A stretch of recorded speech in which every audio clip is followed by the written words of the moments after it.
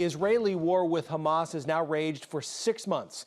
Since it began, more than 32,000 Palestinians have died, and countless Palestinians and Israelis have been injured. That's right. One Siouxland man was actually on the ground in Gaza, helping to provide humanitarian aid to those who needed it most. KTV's Katie Koppel shares his story.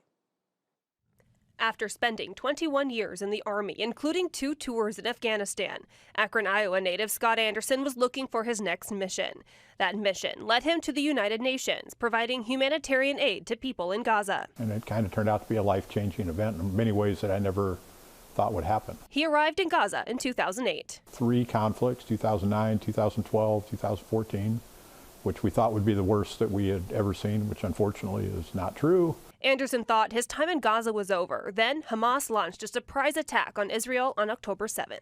I went back into Gaza November 16th, and it was unlike really anything I'd seen. Were you planning on going back? No, I wasn't. I thought that part of my life was behind me. But because I was there for so long and because of the scale of what happened, the UN called and asked if I would come back. And of course I said yes, because we're all about just trying to save lives. The conflict from afar, he says, seems very black and white, but on the ground. In this instance, it was pretty clear. What happened on October 7th was clear provocation. But it's never as black and white as it seems from afar. It's me, Scott. Anderson and his team with the United Nations Relief and Works Agency provide basic necessities like food, water, and medical care to civilians trapped in Gaza. So what you have is 90% of the population, 2 million people have been displaced, many more than one time. So what we're trying to do is keep the innocent civilians, and mostly women, children, elderly, make sure they have enough to meet their basic needs every day. So what we all want is a ceasefire, return of the hostages, and then we can see what comes after that. Anderson says this work fills him with a sense of purpose. I mean, it's the way you're taught here growing up in Iowa, right? You help your neighbors, the things you learn in school, the things you learn in church.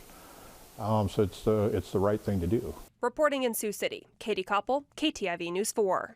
And during his time in Gaza, Anderson met his wife, who is from Miami. Anderson says he will return to Gaza in the coming weeks. If you would like to learn more about the humanitarian work Anderson does or see how you can help play a role to help those impacted by this war, you can visit this story right now on KTIV.com.